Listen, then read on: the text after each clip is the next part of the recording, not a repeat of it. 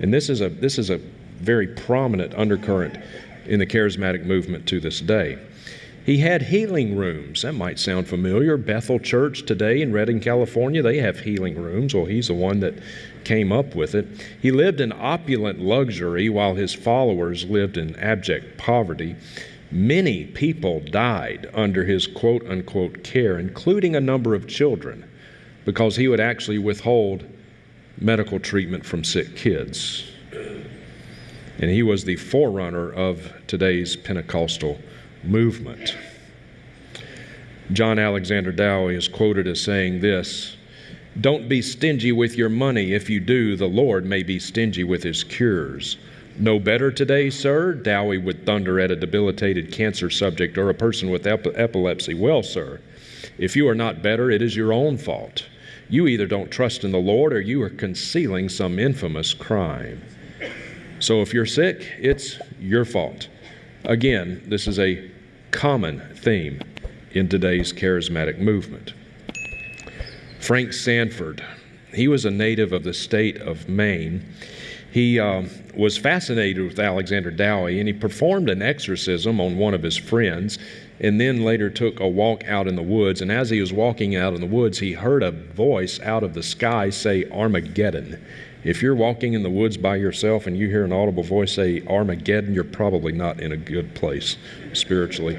He opened a religious compound named Shiloh, also referred to as the Kingdom or the Legion of God, which is an interesting name for that, is it not? The Legion of God, Mark 5, Legion. He had thousands of followers that he forced to give to him all of their possessions, and his followers were not allowed to leave the compound. They almost became prisoners, in effect, of this cult leader. He forced extended fasts upon his followers, including upon children. He taught that sickness was a sign that your soul was sick, and sick children were forced to fast further in order to, quote, get right with God. And if they didn't get right with God, if their health did not improve, it was a clear sign of their lack of faith, or they were concealing some sin, and so they were beaten. He would literally beat sick children. This guy was wicked, wicked. But charismatics revere him as one of God's generals. Several people died, including at least one child. He was actually arrested for manslaughter. And believe it or not, 6 Shiloh churches continue to be in existence to this day, now referred to as the Kingdom Christian Ministries. And also, Frank Sanford claimed to be Elijah. Charles Fox Parham, he was fascinated with Frank Sanford. Charles Fox Parham is well known as the father, like the official father of the American Pentecostal movement. He is their spiritual forebearer. Parham taught that the Old Testament character Job suffered because he was living in sin. That's why Job suffered. He had sin in his life. Never mind that the Bible says he was upright and blameless and walked with God. No, he was clearly in sin. He founded the Bethel Healing School and School of Prophecy. Again, that probably sounds familiar to you, does it not? He held that preachers who do not preach, quote, the gospel of healing will face utter condemnation before God. So if you do not preach physical healing as enthusiastically as you do salvation from sin, you're going to go to hell. He derided Christians for going to doctors. Again, there's this anti-medicinal undercurrent in the charismatic movement because it's a lack of faith. And Charles Fox Parham was also just a con artist.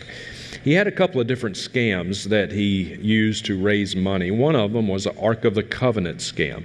He claimed to have a document that detailed the exact location of the Ark of the Covenant. And he wanted to go over to the Holy Land to find the Ark of the Covenant, but of course he had to raise some money to do that. So he promised people that if they would give to him their money, then he would go over to the Holy Land and find the Ark of the Covenant. Well, obviously he did not find the Ark of the Covenant, right? Indiana Jones found the Ark of the Covenant, right? He had another scam in which he claimed to have the blueprint to build a device that would turn rocks into gold. And you could have your rocks turned into gold, of course, if you would just give to Charles Fox Parham your money. He was arrested for sodomy. Back when such things were actually against the law in this country, now they're celebrated. But not only was he a homosexual, he wasn't arrested merely for having sex with a man, but with an underage boy. Now, charismatics today, oh, well, those charges weren't substantiated. Actually, they were.